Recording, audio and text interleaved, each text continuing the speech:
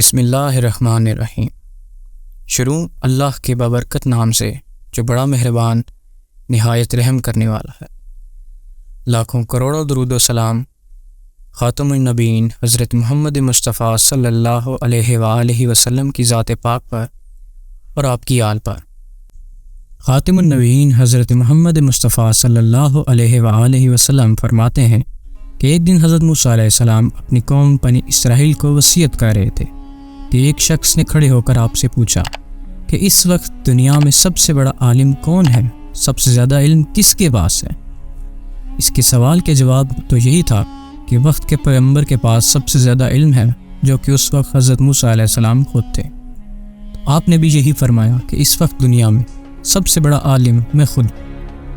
اللہ تعالیٰ کو موسیٰ علیہ السلام کو یہ جواب ناپسند ہوا، کیونکہ پیغمبر ہر بڑائی کو اللہ کی طرف منسوب کرتے ہیں۔ بے شک اللہ سب سے بڑا ہے۔ کتب احادیث صحیح بخاری اور صحیح مسلم میں یہ الفاظ ہیں کہ اللہ تعالیٰ نے موسیٰ علیہ السلام پر عتاب فرمایا، یعنی غصہ فرمایا۔ پھر اللہ تعالیٰ نے فرمایا کہ ہم تمہیں اپنے اس بندے سے ملوائیں گے کہ جس کے پاس وہ علم ہے جو ہم نے تجھے بھی نہیں دیا ہوگا، اور یہ کہ تم اپنے ساتھ زاد راہ ایک بھنی ہوئی مچھلی رکھ لینا، اس کے ذریعے ہم تمہیں ایک نشانی ظاہر کریں گے، اور ہمارے اس بندے سے تمہاری ملاقات ہوگی جہاں پر دو دریا آ کر ملیں گے۔ علیہ السلام نے اپنے ایک ساتھی جس کو آپ نے اپنے ساتھ سفر پر رکھا، جن کا نام جوش ابن نون تھا، جو کہ آپ کے صحابی تھے، اور آپ کی وفات کے بعد اللہ نے ان کو نبی بنا دیا۔ موسیٰ علیہ السلام نے اپنے اس ساتھی سے کہا، رخت سفر باندھ لو، ہم نے ایک سفر کرنا ہے، اور اس وقت تک سفر کرنا ہے کہ جب تک میں اس مقام تک نہ پہنچ جاؤں جو اللہ تعالیٰ نے مجھے وحی کیا ہے۔ وہ رخت سفر لے کر چلتے ہیں، یعنی بھنی ہوئی مچھلی۔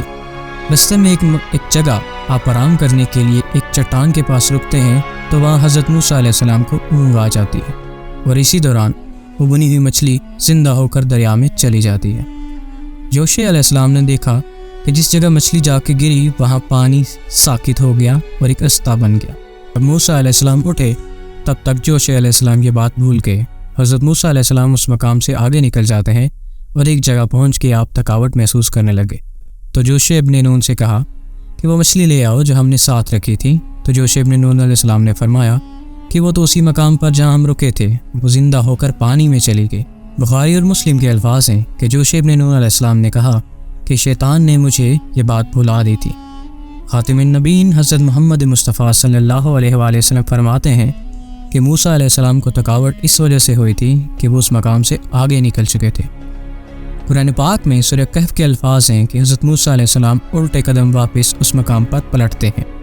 جب آپ واپس اس مقام پر پہنچتے ہیں تو دیکھتے ہیں کہ ایک شخص چادر اوڑھے بیٹھا ہے، تو آپ علیہ السلام ان کو سلام کہتے ہیں، اور وہ آپ کے سلام کا جواب دیتے ہیں۔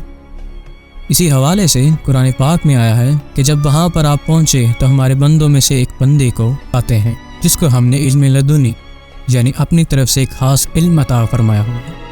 صحیح بخاری میں آتا ہے کہ حضرت خضر علیہ السلام نے موسیٰ علیہ السلام کے کہا، اللہ نے کچھ ایسے علم مجھے سکھائے ہیں جو آپ کو نہیں سکھائے، اور کچھ علم آپ کو ایسے سکھائے جو مجھے نہیں سکھائے۔ تو حضرت موسیٰ علیہ السلام نے کہا، حضرت میں اسی لیے تو آپ کے پاس آیا ہوں کہ آپ مجھے بھی وہ علم سکھائیے۔ حضرت خضر علیہ السلام نے کہا کہ موسیٰ تم میرے ساتھ صبر نہ کر سکو گے۔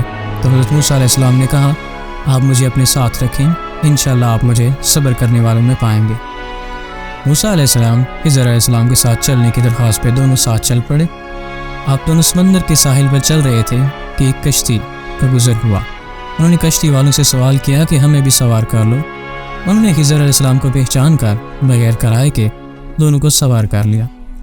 کشتی میں سوار ہوتے ہی خضر علیہ السلام نے کشتی کے تختوں میں سے ایک تختہ توڑ ڈالا۔ تو موسیٰ علیہ السلام نے کہا، ایک تو اس قوم نے ہم کو بغیر کرائے کے سوار کیا، پھر آپ نے اس کو توڑ کیوں دیا؟ کیا اس لیے تاکہ آپ اس کے اہل کو غرق کرتے؟ آپ نے یہ کام ٹھیک نہیں کیا۔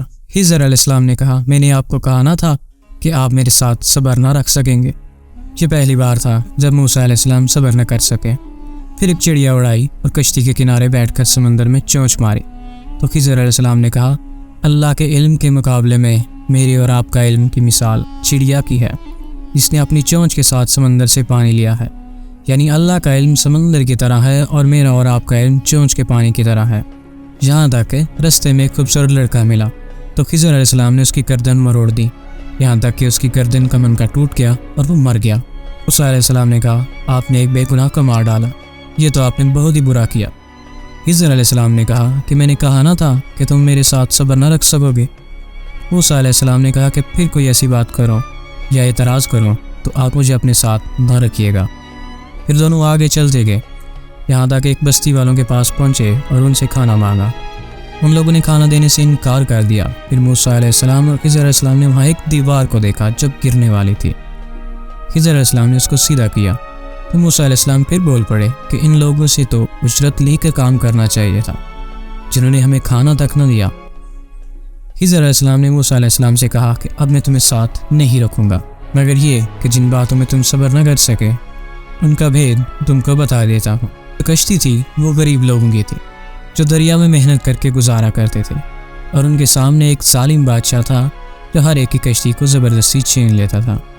تو میں نے چاہا کہ اس کی کشتی کو کوئی عیب دار کر دو تاکہ وہ اسے چھین نہ سکے، اور جس لڑکے کو میں نے قتل کیا اس کے ماں باپ دونوں مومن تھے۔